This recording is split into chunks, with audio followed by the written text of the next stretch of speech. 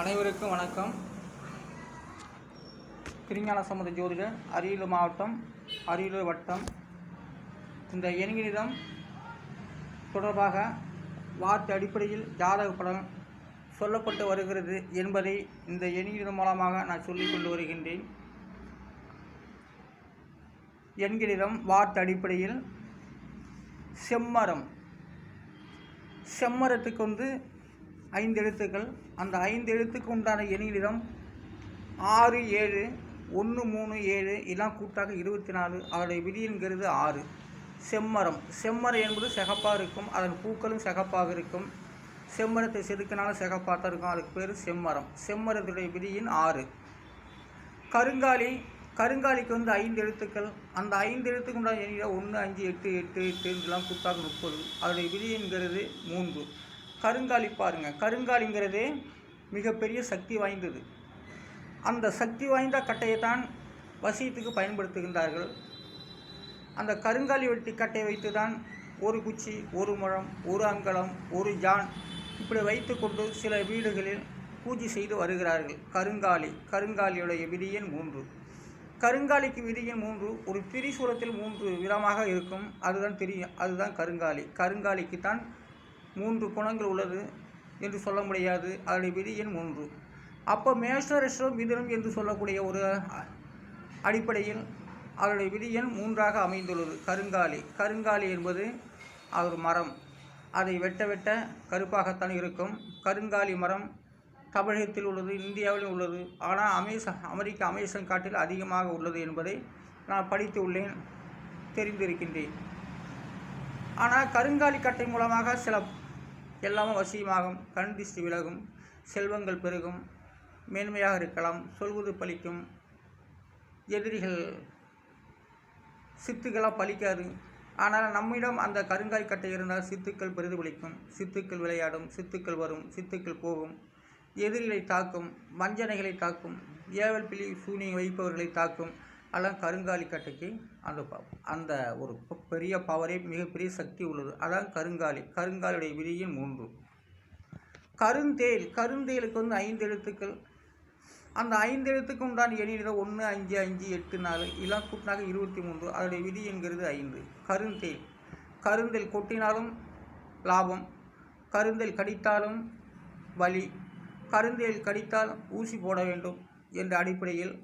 ஆனால் அந்த 5ஆம் இடம்தான் கருந்தேல் இருப்பது ஒரு ஞானத்தை உருவாக்கவே. கருந்தேல் ஏன்னா விருட்சத்துக்கு தேல் சொல்லப்படுகிறது. ஏன் தேல் சொல்லப்படுகிறது என்றால் விருட்சகம் அப்படிப்பட்ட ராசி, அது தேல். அந்த விருட்சகம் ராசி வந்தாலே அவர்களுக்கு வாழ்க்கையில் அமோகமான செல்வாக்கு எல்லாமே ஏற்படும். விவசாயங்கள், ஆடு மாடு கன்றுக்காலி களஞ்சியங்கள் அனைத்துமே ஏற்படும். அதனால் கருந்தேல் கடித்தாலும் யோகம்தான். விருட்ச ராசி இருப்பவர்களும் நல்ல யோகத்தை தான் ஏற்படுத்தும். ஆனால் இந்த கருந்தேல் என்பது விஷம் அல்ல. கடித்தாலும் அதுக்கு தந்த ஊசியில் போட்டுள்ளலாம், மருத்துவங்கள் அதெல்லாம் சொல்லிருக்கலாம். ஆனால் கருந்தேல் விஷக்கடிகளுக்கு தேலோ பூரான கடித்தால் அதுக்கு ஆவாரம்பூ போன்ற சித்த மருத்துவம் செய்வார்கள். ஆவாரம்பூவை அரைத்தால குடிக்க சொல்வார்கள் அல்லது. ஆனால் அந்த மாதிரிலாம் உண்டு. கருந்தேலுக்கு ஊசி, இங்கிலீஷ் மருத்துவம்லாம் இருக்குது. அலோபி மருத்துவம் என்று சொல்லப்படுதெல்லாம் சித்த மருத்துவம், அலோப மருத்துவம் என்றெல்லாம் நம் இடத்தில் இருக்கின்றது. ஆனால் கருந்தேல் கடித்தால் நல்ல யோகம்தான். கருந்தேல் கடித்தவர்களுக்கு மிக யோகியான ஒரு பவர்லாம் கிடைக்கும். ஆனால் கருந்தேல் சாதாரண முறையில். ஆனால் கருந்தேல் 5ஆம் இடத்து பலனாக வருகிறது. 5ஆம் இடம் அந்த புதனை சாடியே அந்த 5ஆம் இடம் கருந்தேலுக்கு சொல்லப்படுகிறது. கருந்தேல் 5வது விதியன். கருந்தேல் கடிப்பவர்களுக்கு ஞானம், பித்தை, புத்தி அத்தனையும் இருக்கும். ஆனால் கருந்தேல் கடித்தல் அன்றைய வழிநிலைகளை தாங்கிக் கொள்ள வேண்டும். அதனால் பம்பரம், அடுத்ததாக பம்பரத்துக்கு 5 எழுத்துக்கள். அந்த 5 எழுத்துக்கு உண்டான எண்ணிடம் 9, 7, 9, 3, 7 இதெல்லாம் கூட்டினாக்க 35. அதோடைய விதிங்கிறது 8. பம்பரம் சுற்றினா கவுரு சுற்றினா தானாக சுற்றாது பம்பரம்லாம். பம்பரத்துக்கு விதியின் 8. ஏன்னா பம்பரம் 8ஆம் இடத்து பலனாக வருகிறது. ஏன்னா பம்பரம் போல் சுற்றக்கூடிய ஒரு பம்பரம் போல் என் பிள்ளை சுற்றுறான், பம்பரம் போல் என் புருஷன் சுற்றுறான், பம்பரம் போல் சுத்தக்கூடியவன் என்றெல்லாம் ஒரு விளையாட்டு. அது ஒரு சாதனை. பம்பரம் போல் சுத்த வேண்டும், அதுக்குத்தான் விதியின் 8. ஆனால் பம்பரம் போல் சுற்றி சாதனை படைக்க வேண்டும் என்பதுதான் 8வது விதியின். 8வது விதி என்கிறது சாதாரண இதில்லை. 8ஆம் இடம் என்கிறது நீசம்தான். அந்த இடத்திலிருந்து கடவுள் இருக்கிறார். அந்த இடத்திலிருந்து சூரிய பகவானும் பிரகாசிக்கப்படுகிறது. ஆனாலும் பம்பரங்கிறது சாதாரண இடம் இல்லை. அது 8ஆம் இடம் மாங்கில் சால்ட்டு சொல்லப்படுகிறது. 8ஆம் இடம் ஆயுஷ் சொல்லப்படுகிறது, ஆயுள் சால்ட்டு சொல்லப்படுகிறது. பம்பரம் போல் சுற்றி தன்னுடைய உயிரை துச்சமென கருதி பம்பரம் போல் சுற்றி வெற்றி வாய்ப்புகளை ஏற்படுத்தக்கூடியதான் அந்த 8வது எண்கணிதம். விதியின் 8 ஆகும். பம்பரத்துடைய விதியின் 8. அடுத்ததாக கலந்தேன் என்ற வார்த்தைக்கு 5 எழுத்துக்கள். அந்த 5 எழுத்துக்கு உண்டான எண்கணிதம், அந்த 5 எழுத்துக்கு உண்டான எண்கணிதம் 1 4 5 8 6 இதெல்லாம் கூட்டினா 24. அதோடைய விதி என்கிறது 6. கலந்தேன். ஒரு மனிதனுக்கு ஒரு ஆடோ மாடோ ஜீவராசி எதாக இருந்தாலும் சரி, கலந்தேன் என்ற ஒரு வார்த்தை 6ஆம் இடத்தில் இருக்க வேண்டும். 6ஆம் இடத்தில் விதி எண்ணாக வருகிறது. கலந்தேன் 6ஆம் இடத்தில் கிரகங்கள் இருக்க வேண்டும். அப்போ தான் அவன் கடவுளோடையும் சேர முடியும், கடவுள் அவரோடையும் சேர முடியும் என்ற ஒரு வார்த்தை. ஒரு ஓட்டப்பந்தயத்தில் சேரதான் 6ஆம் இடத்தில் கிரகங்கள் இருக்க வேண்டும்.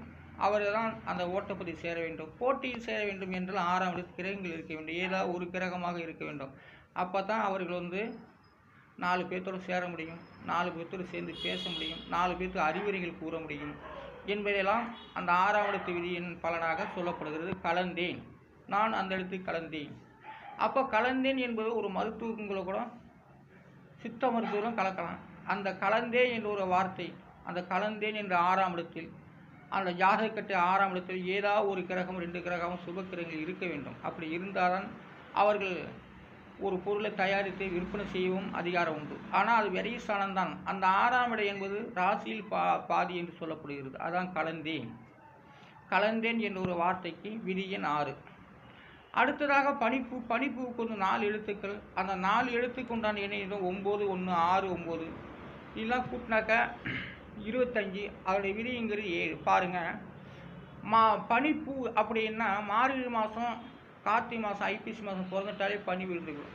அதில் மார்கழி கார்த்திகை மார்கழி பனி தான் மிக சிறப்பாக இருக்கும். ஏனென்றால் மார்கழி பனி பசு புல்லுகள் மேலேயோ இலைகள் மீதோ அப்படி அந்த பனிகள் விழுந்து விட்டால் அது பூ போல இருக்கும். அந்த இலைகளுக்கு அது பூ போல இருக்கும்.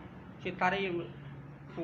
அப்போ தரையில் உள்ள செடியில் அந்த பனிகள் கொட்டிவிட்டால், பனிகள் கொட்டி அப்படியே ஒரு சோப்பு நுரை போல இருக்கும்.